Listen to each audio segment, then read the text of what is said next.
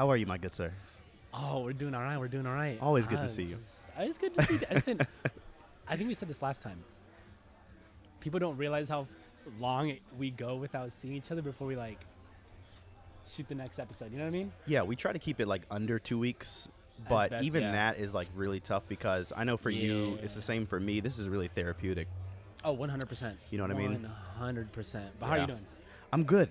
We are at Cigars on 5th, guys. If you get a chance, please come over and support this business. I'd say it's a small business, but honestly, it's looking pretty big to me right now. For real. Beautiful ownership. They've been very welcoming, very warm towards us. We came on a day when they're having a fundraiser, and they still let us set up. They just show love, so please come by and support. They got cigars. Absolutely. They have Coffee, amazing drinks, coffee, drinks, a little bit of alcohol should you need to take a dip in that pond. Some plants. Yeah. Some plants. Yeah. Got the whole thing. So it's a dope setup. Yeah. As I was walking in, I started wondering, like, what type of shift did the person whose mindset said, what type of shift did they have to go through to say, this is what I want to do? Because I think most people start off on trajectories where they're like, I want to be a lawyer, I want to be a doctor, because that's like, you take this safe path in life. And entrepreneurship is a very specific path. I know there's a lot of things that go into entrepreneurship, but when I say specific path, I mean specific in the sense that you really don't know whether or not it's going to succeed. Yeah. And to take a shift that says, I want to do, like, when I look around this place, let me just say something a little bit along these lines. I see a place that the owners like. Like, there's no way that the owner set this place up and didn't like this. You could tell that there's 100%. Like love and affection poured into this place. There's plants all around. There's beautiful signs. There's people look happy. There's all of this very personal touch that you can't get if you're just trying to, create something that you think other people will like. A lot of times when you create a good business, you do need to cater to customers, but I feel like you want to create something that you enjoy. 100%. I think, kind of touching on what you said, the way, and this is why we say, like, definitely come and visit, the way they structured this place and how they set things up, I feel like they catered to, like, a bigger audience, because it's like, if you love coffee, come through. If you love cigars, come through. If you love to just, so, like, it's like, I don't know. I would have never thought about something like this, which is why I love coming here. I've been here a few times, and so yeah, it's a dope setup, and they've definitely put a lot of love into it. A lot of love. I promise we're not sponsored. We genuinely just want to show love. As I was thinking about that shift that it takes to become an entrepreneur and move into a space where you feel you can be your most creative and most successful, but is truly on your own, like a lot of entrepreneurs are, I started to think about myself and all of the different shifts that I've gone through in life, and that's kind of where Andrew and I decided to take the direction of the conversation. Yeah. Large-scale shifts in life, how they affect you, how they affect the people around you, and also genuinely how they help you to grow substantially in very small periods of time. So that's exactly what we're going to touch on. So hopefully everybody's along for the ride. So tune in. One of the biggest shifts that I had in my personal life, we'll go back a little bit sooner rather than later, that's a contradiction. We'll go back a little bit sooner rather than later. One of the biggest shifts that I've had in my life was actually moving from Virginia over to California. I moved to the Bay Area originally with my mother. It was just her and I. I remember our very first night, we literally set up on an air mattress because the truck hadn't arrived with our stuff. I didn't know it at the time, but that was the most influential and most necessary shift that I had ever gone through and was probably ever going to go through. I haven't lived a full life yet, so I say that with a huge grain of salt. I'm sure more is to come. Yeah. But had I stayed in Virginia, let me say this first, I don't think that there were resources and environments in that space that would have been conducive for me to grow at my fullest potential. That's number one, and that's the kindest way that I can put it. California had all of that, right? The second thing is I had never been thrown so far outside of my comfort zone that I genuinely needed to learn about myself and decide on who I wanted to be, right? And inside of that, thirdly, when you move into a new space, and you'll see this often with people who switch jobs, with people who switch friend groups, I was able to, not in a fake way, but in a very real way to me, I was able to reinvent myself. And really what that means is not coming up with a brand new idea as to who you are. It's more about you refining the premise of your life and really delving deeper into the parts of yourselves that you enjoy. And that's what I would encourage out of people if they're making any large change in your life. Tell me a little bit about a change that you've gone through recently, going through now. I know you got some stuff in the works right now. Yeah. I'm kind of curious, how has it affected you? If you are okay with providing context, Yeah, please do. No. Honestly, by the time this episode drops, We out. We out. We out. Currently, right now, as far as a job shift change for mental health wise, so that's like a big one. Just because I have been at this job for almost 2 years.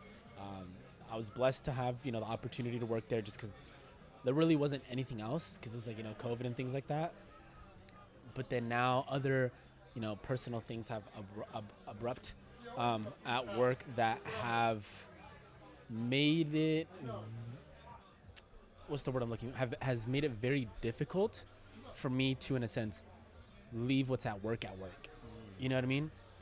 That's one of the biggest things. Like, I'm honestly like taking a pay cut, switching over to a new job. Like, I'm taking a pay cut, not a big one, but it is going to set me up. So I'm taking a step back as far as pay in order to set me up for a bigger future as far as progressing my growth. So I'm looking at it that way, rather than be like, oh man, like now, like I'm going to be losing, so and so much money because I'm not going to be making as much. It's just totally fine. We'll be able to maneuver that.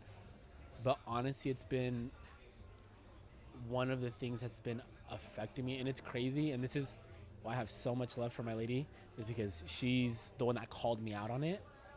She's the one that called me out. She's like, hey, like, you're going into this mindset. She's like, I know you're trying your hardest not to let whatever's going on at work affect you, but you have such a big heart that you are getting into this mindset that you're starting to close yourself off. And she's like, you need to do something about it.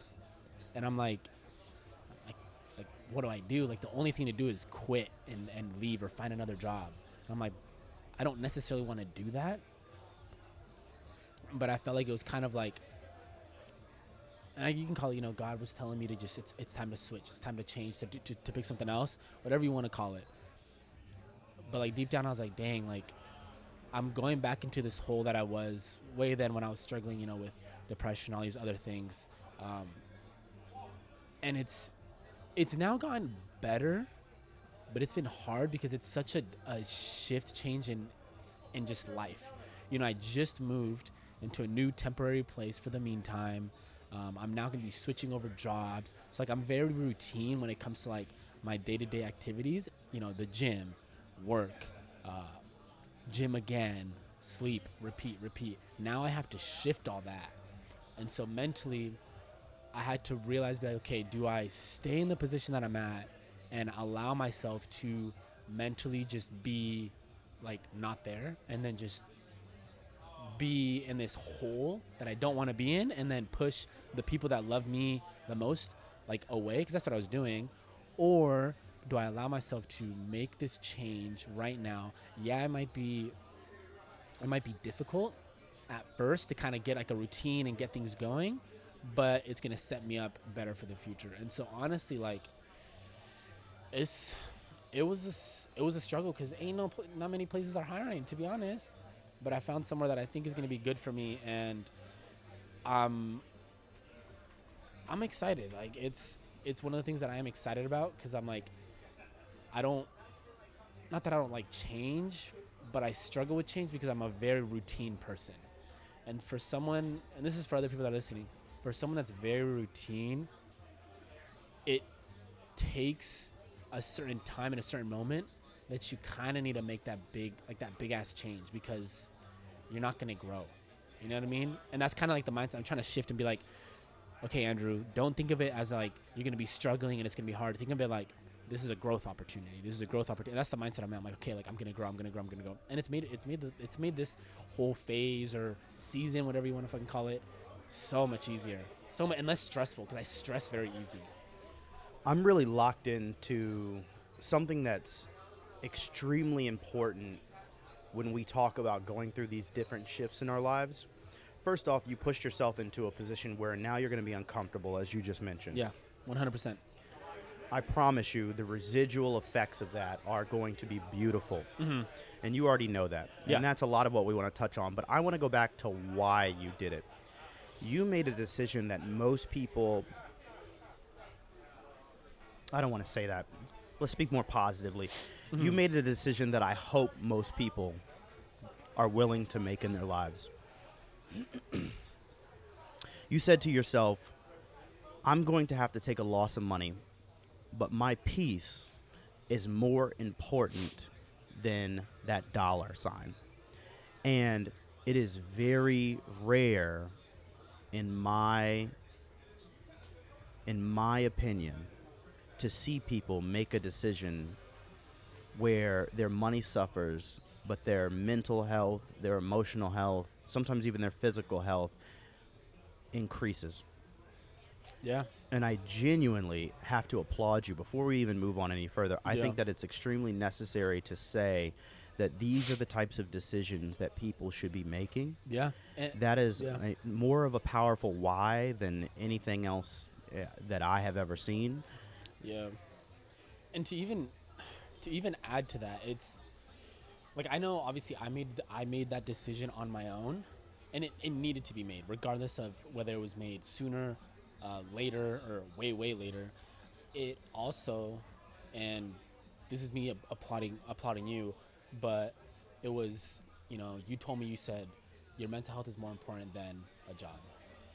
My coach, same thing. He said pretty much the same thing you said. When you texted me that, I looked at that thing and I sat on that message and I was like, damn, he's so right. Same thing with my coach, and shout out to my coach. I shout him all the time. Same thing. He's like, hey man, take care of yourself before anything else. He's like, your mental health is more important. He's like, because that's going to start affecting your physical health. That's going to start affecting your relationships. It's going to start affecting a whole bunch of other things. Same thing with my girl. Same thing with my mom. My mom at first, she was like, no, like, we're going on a trip to Mexico, like this, that. You got to think about it more of a thing. And then eventually, when she realized, she's like, wait, especially when my girl talked to her, she's like, actually, no. She's like, yeah, like, quit. Like, your mental health is more important. Because she didn't see it, because I like to hide stuff from my mom.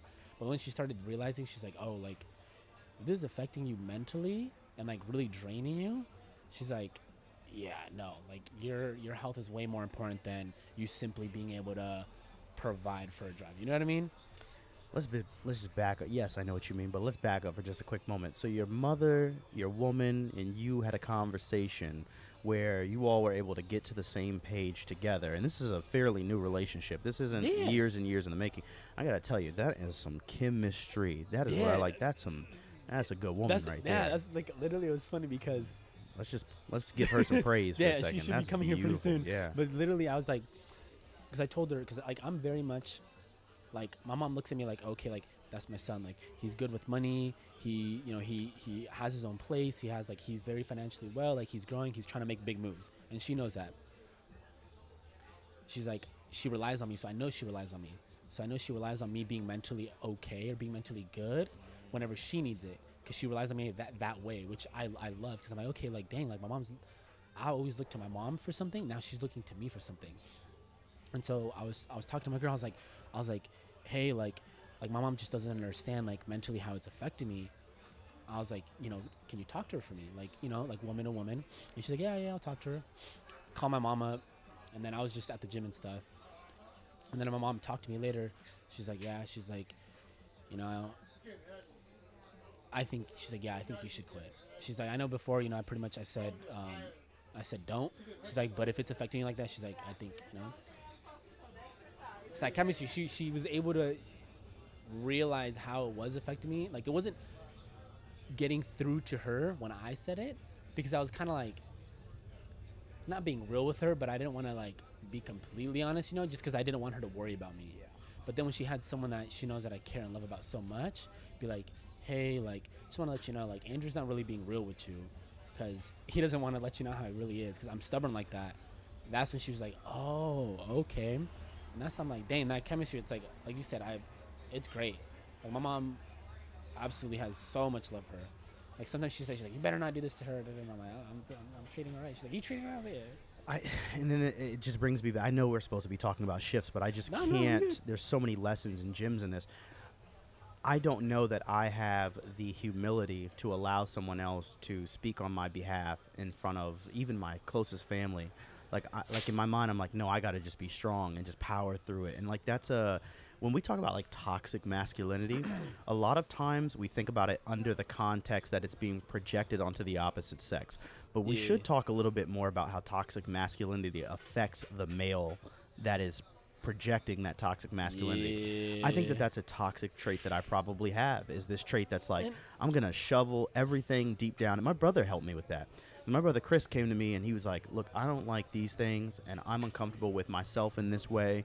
And what do you think about this? And I was like, is this a grown man telling me this stuff? And I was like, wait a minute, does that mean I can do it too? And then I was like, oh, I can. Yeah, you can. I can talk to my dogs about how I feel. Yeah, like 100%. with Chris Gordert, beautiful moment. And I was talking about Cristobal, my brother, but with Chris Gordert, I had a beautiful moment one time where I was with him and Aisha. We were sitting at the kitchen table, and shout out to Keanu as well. He was there. And, dude, I just remember going through some stuff, and I was thinking about all the things I'd been through in life, and I just broke down and started crying. I was like, dude. And then I had this moment, Andrew, when I tell you, I was like, oh, snap. I just gave up all the chips right now. How are they going to react? Yeah. And there was so much love. And I was like, oh, I can do this? Like, oh, I didn't know that this was okay. And that is a very toxic thing that I'm glad that you've grown out of, if you ever had it, that I'm glad that I'm on the way of growing out of. And I encourage people to really look at your group. I mention this in almost every single piece of media that I do. And I think that that's okay. And I will continue to say it because I have found that it is probably the most powerful thing that I have. And that would be choosing the people around you is vastly more important than almost any other decision you can make. Because if you choose people who are caring, you will be cared for. If you choose people who are hustling, you will be hustling with. If you choose people who are understanding, you will be understood. It is so important to choose your circle wisely. I can't stress it enough. I completely agree. And I hope, obviously, with our friendship and stuff, that you can feel the same way, to be like, oh, like I can talk to Andrew, like I can be open with him. I don't feel like. I enjoy our conversation so much. I said, let's sit down every other week and talk for a few hours. That's true. And I was like, oh, let's push it to like 2. And you're like, nah, everyone. I was like, all right, cool. But even like, I think it was it was our second podcast, our second episode with Chris. I barely met that brother like 30 minutes before we shot that. We were. And deep in our emotions. I was deep in my emotions. And then why I have so much love for him and Aisha is because he's like you, and this is gonna sound judgmental, but it definitely is. And I know he's not gonna see it this way. You look at him, you're like, toxic masculinity. It just screams, and you're just like, he's a huge Islander. Yup. I mean, like, massive dude. And you just look at him, you're like, huge energy. From far away looks menacing, and the closer you get, you realize it's love. Yeah, and that's the crazy part that I appreciate about it. I was like, at that time before, I told you, I said it in that episode. I said, yeah, I was hesitant on letting you know, or if I should be like, should I tell Reggie this? Should I share this? In that moment, I was feeling that exact same thing towards Chris. He don't know that. He probably gonna know that now. But this thing, I was like, I don't know this guy. Like, why would I? You know what I mean? But then instantly, once we started that episode and we started talking, like that wall went from being like this to just completely just not. I was like, no, I'm not gonna be like that. Like, let me allow myself to not maintain this toxic masculinity just because I just met this new dude named Chris. He's big. He can be intimidating. Nah. And that's again, having them added to like my circle and feeling like, oh man, like these are great, loving people. And even like with Aisha, I'm like, dang, I don't want to say allow in a negative way, but in a positive, you allow Chris to be able to be open with his feelings, and you don't get that in a woman. And that's what I'm like, what I love about my girl now. I'm like, she allows me to feel, you know what I mean? And I don't have to be this masculine dude that's doesn't have any feelings and is just there to pay for stuff, make her happy, and then we're good. Let's let that marinate. She allows you to feel. Yep. Come on. And most I'm gonna say right now, most I'm trying to say too loud. They don't really be doing that, you know. And it's true. It's like she allows me, and it's taken time. Don't get me wrong, especially after the previous one. It's taken time for me to feel comfortable, to feel like, oh, she's allowing me to do this. And then, when I say allow, I don't want to be like I have to ask permission. No, I mean allow as in like I feel comfortable enough to be sad or even cry in front of her and not feel like I'm being judged or feel like I'm seen as not masculine. Because I think that's what a lot of guys, and I've read a lot of podcasts, it's like men can't feel or cry in front of the girls because instantly the girls get turned off and they see them as not a man anymore and not capable of being able to provide and help them grow, when in reality, that's a fucking lie. I think you might have hit the nail on the head without realizing it. Men can't cry in front of girls, but men can cry in front of women. Yep. 100%. That's why it is so important, and I know we got a whole bunch of other stuff to talk about. That's why it is so important to pick the right woman. Let me say it again. It's very important to pick the right woman, not girl. It is very important to pick the right woman. Keep sipping on that.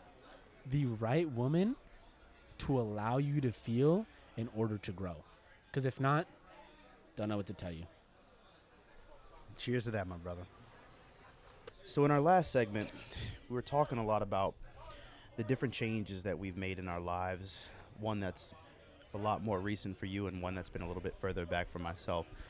One of the things that we hadn't quite touched on was some of those changes outside of work, outside of moving around. I'm kind of curious to know what your hobbies look like and how they've changed and shifted your focus. I know that you bodybuild, you powerlift, you do like a little bit of everything. You're a man of many talents, amongst many other things. You do podcasts, you know.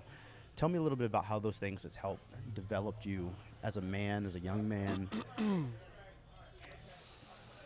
Dang, that's a loaded question. That's a loaded. A big, very loaded question. Very loaded. I would say, so I started doing most of like my athletic stuff at an older age. You know, most people start when they're super young, like when they're 5, 6. Bro, I didn't start till I was like 12, 13, 14. Started doing all that. Lifting wasn't until like 8th grade, 8th, 9th grade, if you call it lifting, on and off. As far as developing me, I think it challenged me in a sense to be more disciplined. More disciplined in an aspect of, not that I wasn't disciplined before, I was more I'm very articulate when I do things. I'm very like, I analyze everything I do. And I actually had the conversation with her yesterday or the day before, and I was like, I plan out every single little thing. Like if I'm washing clothes, I will make sure that I'm washing clothes, I'm cooking, and then I'm eating at the same time. I don't do one thing at a time. I make sure that I'm doing all of them at the exact same time, so I save my time. I'm very articulate in that aspect. And so with bodybuilding and doing podcasts and everything like that, I'm very disciplined in how I do things, and in my mindset knowing like I'm capable and being able to do a lot of stuff if I put my effort and if I enjoy them. Was there a time where you were not as potent in your daily routine? 100%. Why did it shift? I think it was because I realized that if I didn't switch, I was at a time where I was like, oh, I'm gonna do this. Like, you know, when you, and I don't know if you've ever done this or if anyone's ever done this, when you look at something like, oh, I want to do this, and then like 6 months later you think about that thing and you're like, oh man, if I would have done that, that would have been 6 months. I wonder where I would be at. And it was a lot of that bullshit. It was a lot of that BS. And finally, like, even with bodybuilding, it wasn't until like I moved or until I went to college that it, like, I was like dedicated. I was like trying to really, and then when I moved out here, that I was really like, okay, like let me start competing, let me start doing that stuff. And it was a lot of like, oh, like I'm gonna do this. Like even when I talked to you about that brand that we were talking about, I've been wanting to do that since like freshman year of college, like 6 years ago, bro. That was like 7 years ago, and I'm barely like not even like getting the first part started. You know what I mean? So even with that, and I think what shifted and what changed is like, I'm like, dang, like I'm seeing all these people do all these crazy things, and I think the biggest thing is surrounding myself with people that are actually doing this shit. So you and Cristobal already got your own thing going on. When we talked about Chris G, he's like, oh, I've already done all that stuff. When I talk about like my best friend, they've competed in bodybuilding. When I talk about the friends that back at Metro, they've done powerlifting meets and things like that. They've all done these things, and I'm like, if I keep saying what I'm doing, I don't actually put action to it, then I'm just gonna be in my 30s, 40s, 50s, and be like, man, I wonder where I would be at if I actually did those things. And so if my mind switched to being like, I need to put action to what I'm doing because I've failed so many times at actually starting. That's the hardest part, is starting. And when anyone says anything, I was like, the hardest part is starting. And me not starting so many times, I guess you can consider them failures, but me not starting so many times finally made me actually start. And now I've gained this trajectory of like, okay, now I'm doing this. And on top of the discipline, I'm like, okay, I'm going to continue doing this, and then put my full attention and full heart into it because I enjoy doing it. And I've grown a love for the things that I've been doing. Don't get me wrong. Sometimes I'm like, F this, I don't want to do this today. But that's when that discipline and that love for it comes out. And it's like, oh, okay, like this is why I got to do it. It also sounds like the immersion helped. Like the spaces that you were in were surrounded 100%. by people who were doing those things, and that kind of gives you much less of an excuse, because if you're going to be around them 24/7 and you're not doing what they're doing, or your version of what they're doing, it's like, well, what am I spending my time in this room for? Dude, if I'm in a room full of people who play pool all day, and I've been talking about playing pool, and I'm not learning how to play pool really well. You see what I'm saying? That's true. And that's how I told her this. And this is a big apply to you. I told her, I was like, after our second episode with Christian, we were talking behind camera and stuff. I was like, I sat and you can ask her because I've had this conversation multiple times. I sat there. I've been sitting there for the last like 3 months.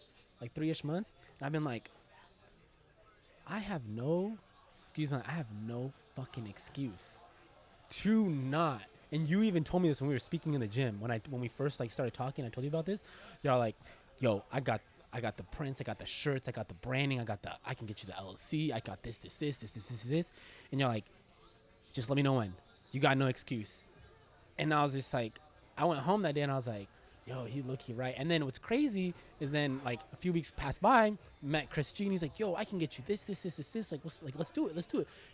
If you're Reggie's homie, then I know for sure I can trust you. I got you too. And I was like, I've been talking about this for 6 years, had no form of pathway, I was about to just try it whenever I did try it, if I even did.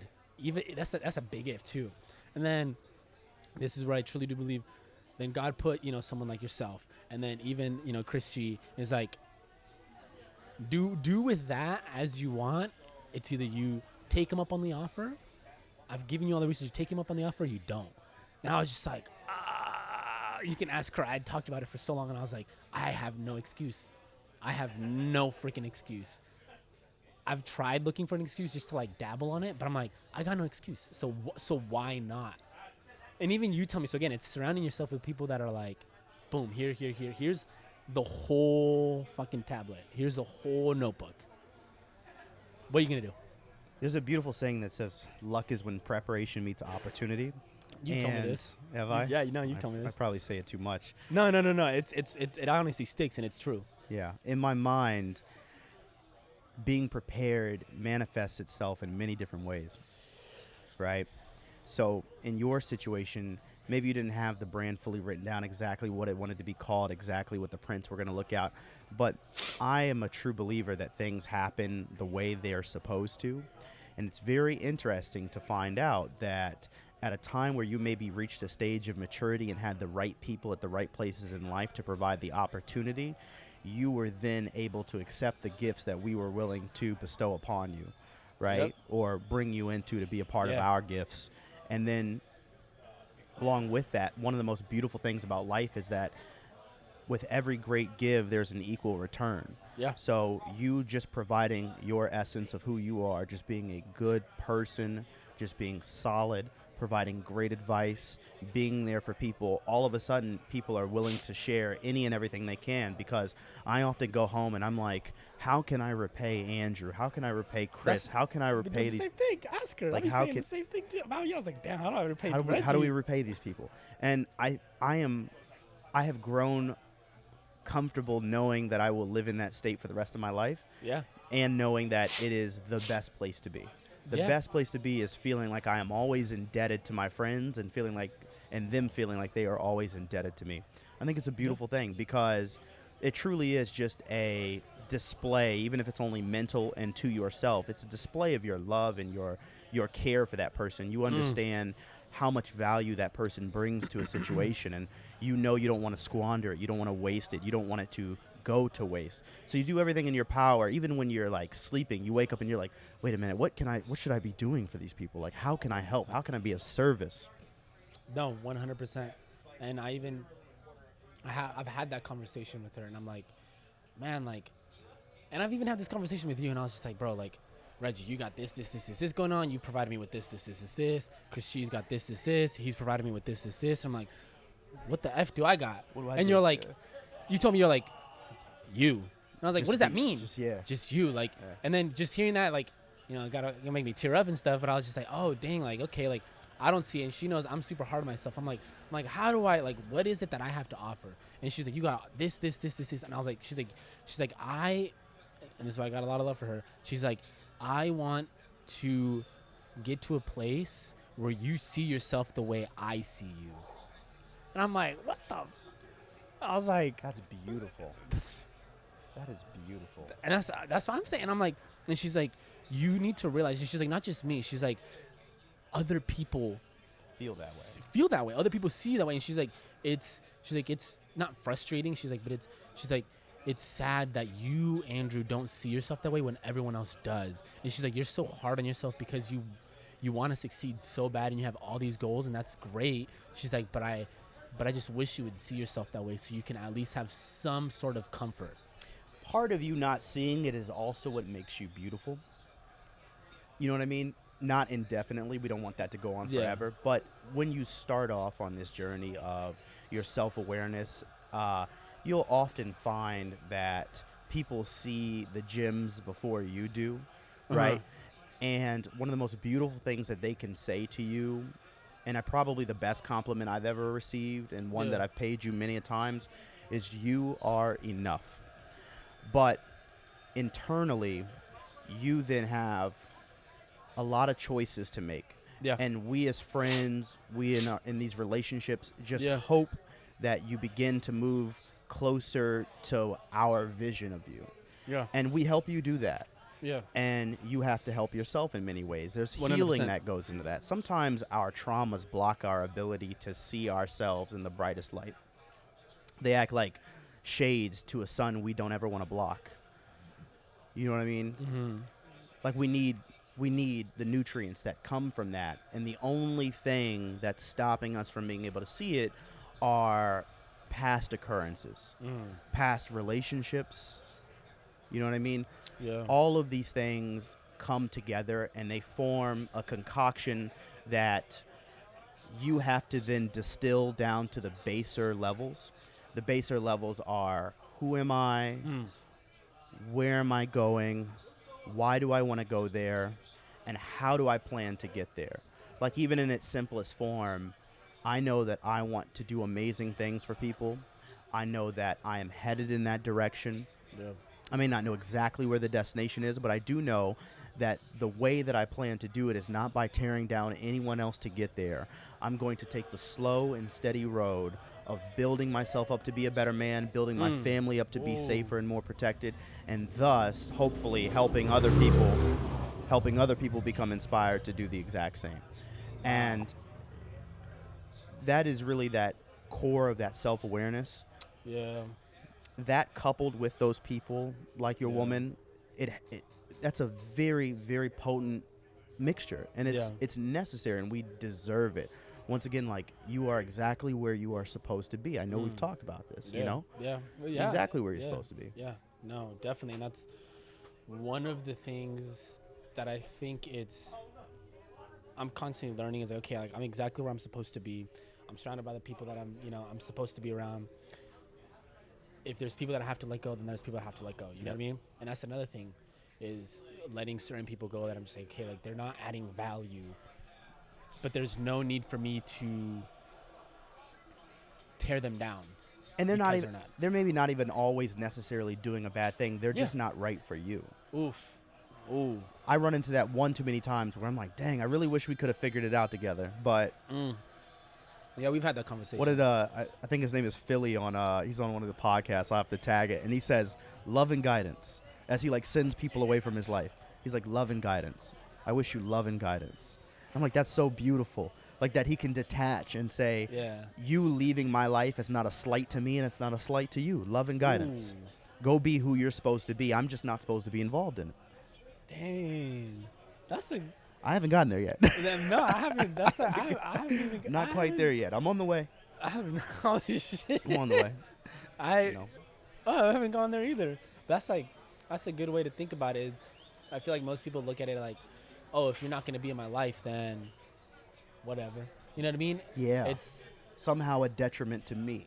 And now thinking about it, I want, and this is one of the things, and I'm going to say this, is I want to do my best at when I do have to, I don't want to say exit, but like guide myself away from a friendship, relationship, anything like that. I do it with love and be like, hey, with all love, there's no, like you said, no slate at you, no slate at me. How do you do that? So you want to do your best at a graceful exit where everyone leaves unscathed, if not with more than they came in with. How does one go about, and this goes back into the shift that we're talking about, how do you shift out of people's lives and shift people out of your lives in the most respectable fashion? What are some of the traits that you would need to display? And even if you have some practical things, here's one that I learned. Don't get mad at me. I used to ghost. We got a ghoster on the pod. I'm not the shit. Everybody and their mother does not want to be a part of my lives. But when people did want to be a part of my life and I did not want the same, I was too immature to know how to confront is the wrong word, but address how I felt. So the easiest way, keywords here, for me was to just never respond to you and hope I never ran into you. And this helped a lot when I would change environments, because I'd just change environments and then be like, no, I never have to see this person again. There's a 0.0001% chance I'm going to run into you. I know this sounds toxic. I'm toxic masculinity. This is the toxic masculinity coming out, or just toxicity in general. But we're grown. But I learned. You've grown. You learned. Yeah. We have grown and we have learned. I said, although that may feel like it's the easiest for me, it's actually not. Not only is it painful and harmful to the other person, because they are left not understanding what happened, but it's actually negative to me, because I am not putting myself in an uncomfortable position to then be able to grow and learn more about myself. Like, when did Reggie start straying away from adversity? Oh, that's not who I said I was. Wait a minute, I just got up and told all my friends and family I faced down adversity, but then the moment that some girl that I don't really like but likes me, you know what I mean, gets to a point where I don't want to be around them anymore, I can't call her and tell her, hey, this is how I'm feeling. I think we should both amicably go in separate ways. And then it happened to me. Oh, that was a nice dose of medicine. I got ghosted. There's a damn graveyard in here. It's not funny. I'm just... No. It is funny. It's hilarious because karma is a beautiful, cruel, hilarious bitch. I'm sorry. Karma is amazing. Karma does not manifest itself always immediately. Sometimes it does, right? But karma takes its time. And for some reason, inside of karma, inside of this vessel that transmits the energy in a cyclical nature all the way back to you, it also brings back the memory, thus bringing forward a lesson of when you fucked up. Damn. Isn't it funny that when you cut somebody off in traffic and 3 days later you get cut off in traffic, you remember the time you cut somebody off in traffic? Right? That's a simple example. Yeah. But it's interesting to think about. And when I selfishly began to embrace the idea that I no longer wanted to get punched in the mouth by karma, I really had to open my eyes, open my ears, and open my heart to the lessons of my shortcomings. So when karma came and said, oh, how does it feel when it happens to you? I said, oh, now is a moment where I can shift and change my behavior. But I have to make the constant and consistent choice to do so. It's very important to look back at your actions, look at how those same actions have come forward and affected you. Unfortunately, it's not always that clear, but really to make a change. And shifts in life help with that because once again, you're able to not necessarily reinvent yourself, but focus on the points and the morals and the character within yourself that you actually enjoy. Right? So like I imagine as you go through this job change, when you walk into that place, you always bring, what do they say? I put my best foot forward. Well, what is that? That's the best representation of yourself. And what we're trying to do, I love this story. My mother used to tell this story in a different way. She used to say the first person you meet is always that person's representative. I bet you when you two met, you kind of had a little bit of that representative, and hopefully, and I believe, just because I know how transparent he is, it probably dissipated very quickly and wasn't very far from who you actually were.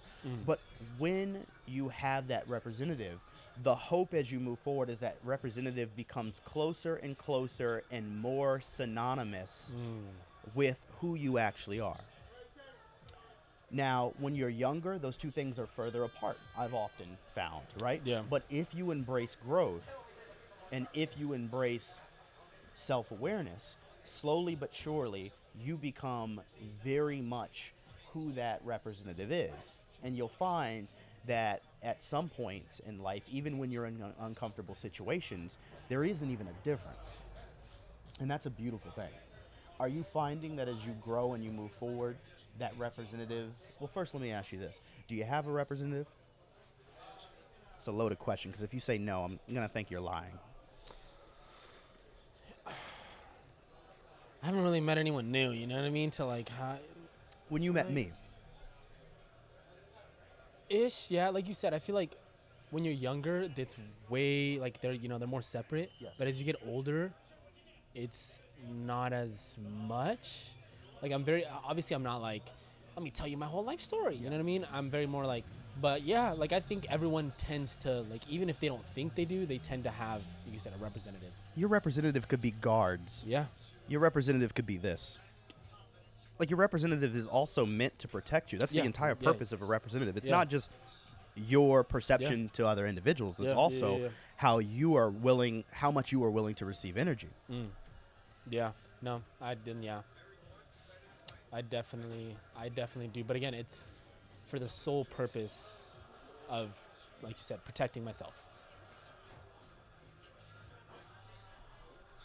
It is okay to have those representatives. Yeah, no, it's not a negative thing. However, it is also, there is a real power in extreme transparency. I found a lot of that, as I mentioned, when I moved to California.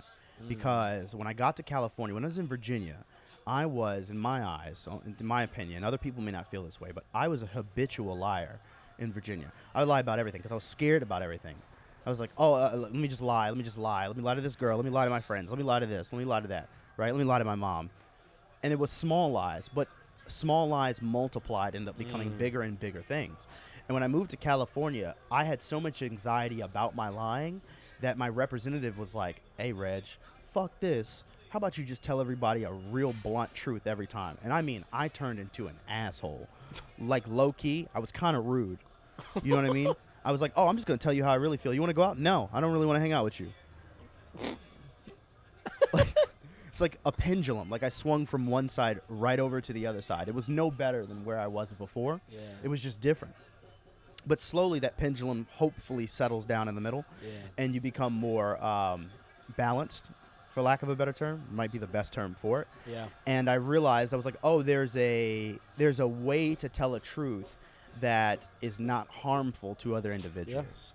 You know what I mean? Yeah. So that was just one instance of me going through this shift and having to realign myself with what I thought was right. Well, what I thought was right was actually wrong to some degree. I had to find a balance between you were a habitual liar and being a total asshole. 2. That part. Yep. To right in the middle where I'm like, I don't really feel like going out. Yeah. I hope you don't take it personally, but I'd rather stay home in my peace. But Reg, you've always come out. I know, but when we go out, we drink a lot, and I really want to go to the gym. You're always at the gym. That's where I like to be. Is that okay with you? And some people will say, nah, man, come on, like, dude, because they're also reflecting their personal issues on you. They're like, wait a minute, if he's at the gym, then I feel bad for being out and drinking. And I'm like, okay, I can't really deal with that or take that energy with me. I'm so sorry. I don't have the capacity to do that. But that was a balance between me going, nah, y'all drink way too much. I'm staying home because I'm the shit. Like, no, that's not what it is. That's not where it's at. Yeah. You see what I'm saying? No, that makes sense. Did you ever deal with anything like that where the pendulum swung a little bit too far? Yeah, more in like the finding an excuse as to why not do something. You know what I mean? Context. Like you said, oh, like, let's go out. Like you said, pretty much like, you know, I got this that I'm going to have to do that, you know, I just can't. Like, you'll find a way out of it. Like, it's pretty much a lie. Like, it's a straight up lie. Like, saying, like. Was that the first side of the pendulum or the back side of the pendulum? That was the first side of the pendulum. I never really came back to this side where I was just a complete, like, I was just like, yes, no, like. Man.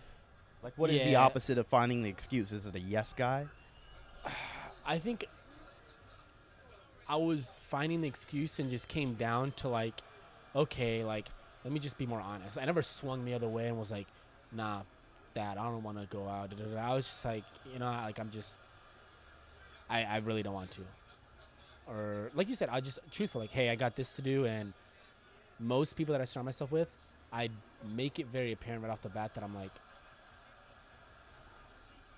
I'm very articulate, I'm very organized. If you're going to try and mess that up, no. Unless unless I allow you to come and mess that schedule up, I'll let you know. Otherwise, I'm good. I'm sorry, maybe next time. You know what I mean? And I think, again, you know, you're kind of anxious that you're going to get caught being like, oh, I thought you were going to do this, but really, you know what I mean? And so I found that pretty early on. I didn't have to swing the other way and can be very straightforward and rude or anything like that. I just kind of I was like, okay, like, if these people do care about me and they are my friends, or they are, you know, my family or whatever, whoever it was that was close to me, then they would understand.